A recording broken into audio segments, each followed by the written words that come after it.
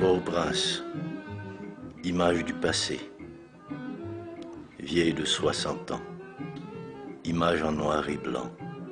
Mais ce n'est pas pour vous habituer à un travail de deuil. Ces images veulent surtout montrer le changement et la permanence. De quoi est faite une ville, dans son épaisseur, sa fragilité ou sa force. Question essentielle qu'on se pose, qu'on a envie de poser en regardant les images effacées dans notre souvenir. Le palais national d'une blancheur impeccable, la cathédrale de Port-au-Prince d'un rose bonbon à croquer.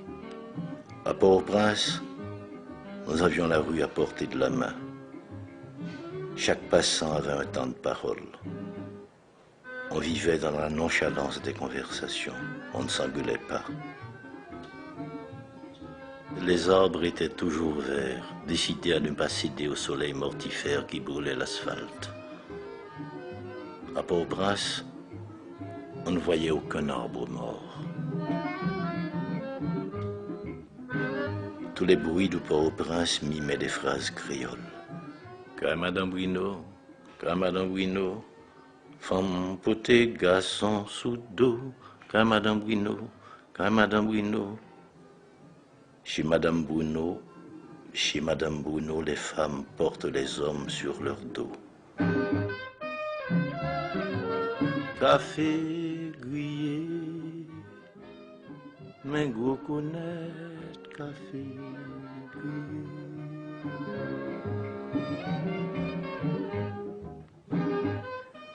Sous les vérandas, les adultes jouaient aux cartes ou aux dominos. Ils donnaient des audiences, c'est-à-dire de petits récits vraisemblables construits à partir de la vie ordinaire.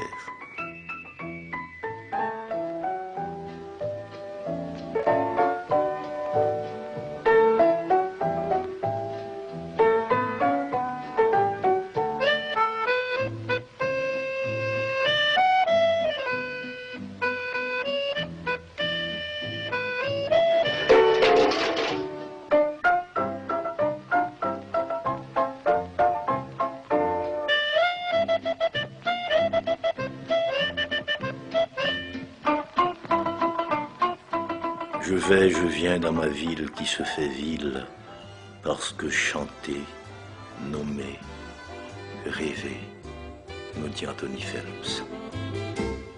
Moi fait là you bel petit pays qui payait la mer des Antilles. Pays m'si là, oui me révèle, l'est tellement douce, tellement tranquille. Haïti, c'est qu'on s'arrête. Il est très joli, il est très charmant. Yo met bon l'or, met bon diamant. Moi pas besoin quitter. Haïti, Haïti. Moi rêve pour toute la vie. Haïti, maman chérie. C'est l'endroit où moi mourir. Haïti, Haïti. Le soir, les enfants se rassemblaient pour raconter des histoires. Nous apprenions à avoir peur gentiment. Les fêtards dansaient partout dans Port-au-Prince jusqu'au petit matin. La modernité faisait son entrée lentement par les boîtes de nuit et le casino international où les gens riches acceptaient de perdre. La ville vivait la nuit. Et les néons des enseignes lumineuses donnaient à Port-au-Prince une couleur d'incendie. La ville avait ses poètes, Oussan Camille, René Bélance, Jean Brière.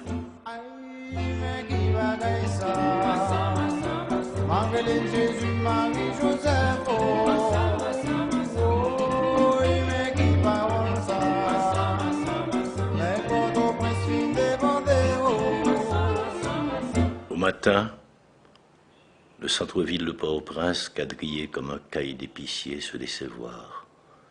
Et de lourdes voitures américaines traversaient les rues comme des fantômes surpris par le jour qui se lève.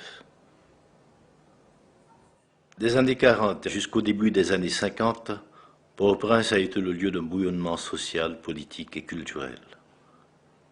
1944, arrivé en Haïti d'Aimé Césaire, poète martiniquais, membre fondateur du mouvement La Négritude. Le 24 septembre 1945, l'Institut français d'Haïti, fondé et créé par le docteur Pierre Mabille, allait marquer un tournant dans la vie culturelle et artistique de Port-au-Prince.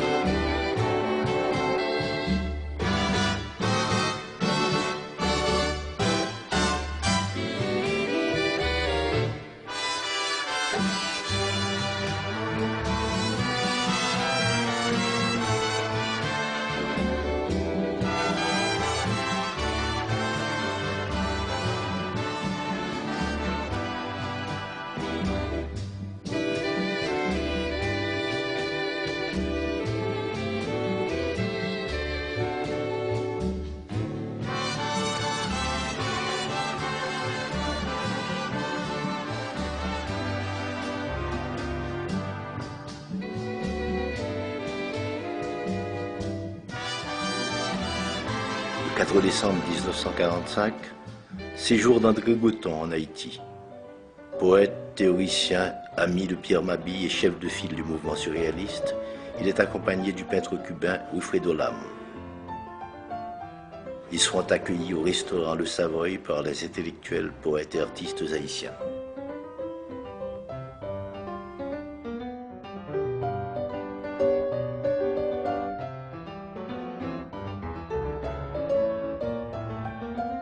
André Breton, dans son discours au Savoy, nous dit ceci. « Je vois des hommes dont tout l'effort tend à se couronner du mot indépendance. Et je sais aussi qu'en France, comme dans les pays plus lointains, ce beau mot d'Haïti évoque aussitôt, sinon pour tous, des épisodes bien précis de votre histoire, du moins une volonté d'émancipation qui ne s'est jamais démentie. Ce beau mot d'Haïti a pris à plusieurs reprises des accents si pathétiques que dans l'esprit de tous ceux qui méritent de penser, il s'est gravé pour toujours. C'est un petit mot dynamique du petit nombre de ceux qui partent en avant. 1946. Chute du président Eddie Lescaut. 1949. Célébration du bicentenaire de la ville de Port-au-Prince sous le gouvernement de Dumarsais-Estimé. La vie culturelle reprend ses droits. Échanges, rencontres, manifestations de danse, de théâtre, de poésie. L'Institut français quitte ses anciens locaux de l'avenue Charles Sommer pour se reloger au pavillon de France, construit à l'occasion de la grande exposition internationale de 1949, où il poursuivra ses activités jusqu'en 1999.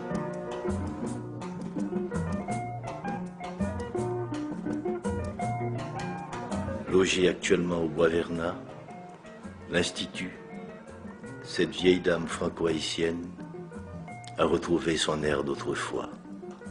Elle semble même prête à s'accorder aux promesses du tricentenaire de cette ville, Port-au-Prince, qu'il a vu naître.